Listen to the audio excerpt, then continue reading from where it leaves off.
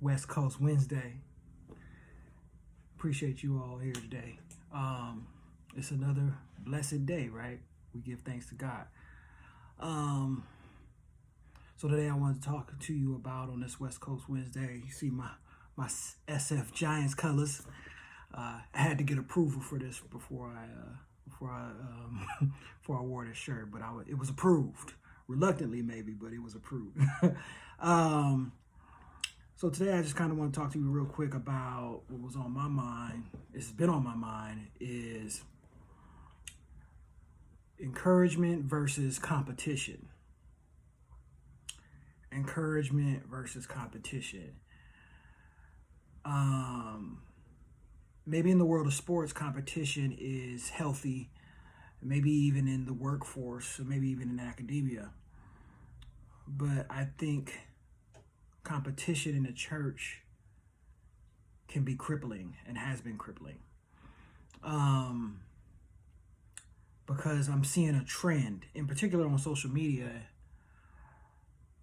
I'm seeing a trend, and I'm going to speak from what I've seen, and I know to be true. And I don't know if everybody is doing this, but I've seen enough people doing this. It's kind of the measuring ourselves against what we see on Facebook, for example. It can be crippling to the individual who's looking. I'm gonna speak from that perspective because people post. There's nothing wrong with posting on Facebook. There's nothing wrong with posting your vacations, your work, workout videos, comedy, all that type of stuff we do. Accomplishments. There's nothing wrong with that at all. I think what I'm talking about though is that some of us tend to compete with one another, and we compete with what we think we're seeing. First of all, on Facebook, people put up there what they want you to see, and not to be necessarily deceptive. It's just that, look, I'm gonna put the best picture of myself on Facebook, so you're not gonna see the 7 pictures that I was messed up on before I posted, unless I was intentionally putting a goofy picture up, right? And so people show you their best, and why wouldn't you do that, right? People can't show you certain things too. Like if you see somebody post that they finally graduated, they're not posting all the effort and all the sweat and all the tears and all the times they've given up. And some people talk about that kind of thing, but you don't see the journey, you just see the end result. So I think sometimes it can be damning for us to look at someone else's accomplishment and try to compete. That can't be the motivation, right? Especially in the kingdom. We as a people of and God's people should not be driven by trying to one up one another. We shouldn't. To me, I think that's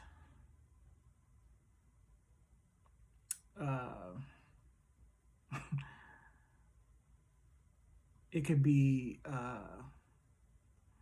hurtful to us as an organism, right? The whole church. One of the scriptures I take my position from, and I don't have a lot of favorite verses, but I certainly have some favorite chapters. And one of them is 1 Corinthians chapter 12, right? And I'm not going to tell you what verse to read, but read that whole chapter. Is very enlightening. And I base my life on this, right? I try to live by it because it's really powerful to me for us as a body. The first part of chapter 12 talks about how the Spirit gives each and every one of us unique abilities, spiritual abilities. And, some of us can prophesy. Some of us can pray really well. Some of us can exhort really well. That's our gift. Some people love to give. Some people are very merciful. Some people are really forgiving. Some people are very gentle. So it would not be to my benefit or to the benefit of the kingdom if I'm looking at what God gave you and try to do the same thing or compete with that thing when that might not necessarily be what God has given me. And I stifle the thing that I have been given when I'm so fixated on what you've been given. It's hurting us. I think in some ways it's killing us. You know, everybody wants to be the preacher. Everybody wants to be whatever it is you desire. And we're looking at other folks. Well, they got a big house. Or, well, they graduated. I need to go to school. Or that can't be the motivation, right? If you want to go to school, go to school. If you want to do something, do it. But don't let it be because you see somebody else doing. You see their end result. And now you want to do it. Look. Other people's accomplishment, other people's lives cannot be the mirror that you look at to examine yourself. Somebody else's life can't be your mirror. It can't be. Because guess what? You're going to fall short every time because you can't be somebody else. The Spirit gave them something. The Spirit gave you something. But if you try to use what the Spirit gave someone else, 1 Corinthians chapter 12, verses 11 says, the Spirit, the same Spirit, does all these things. The Spirit decides. See, we don't give enough credit to the Spirit. You got God the Father, God the Son, you hear that all the time, but there is God the Spirit. And the Spirit, it says here in verse 11, the spirits decide which abilities to give to each one. So how can I then be competing with some person that has an ability that the Spirit gave them and not concentrating on what the Spirit gave me? Or a lot of times you hear people say, I don't know my abilities. You know why you don't know? Because you're looking at somebody else. That person can't tell you who you are. The Spirit already gave you something, but you can't find it, even though it's right in front of your face, because you're looking in the mirror based on looking at somebody else. You're actually not looking through a mirror, you're looking through a window. Where you should examine yourself, you should be looking at a window, you should be looking within and not then competing with somebody else because they did that. I don't got nothing to do with you. And you stifle the whole kingdom by doing that.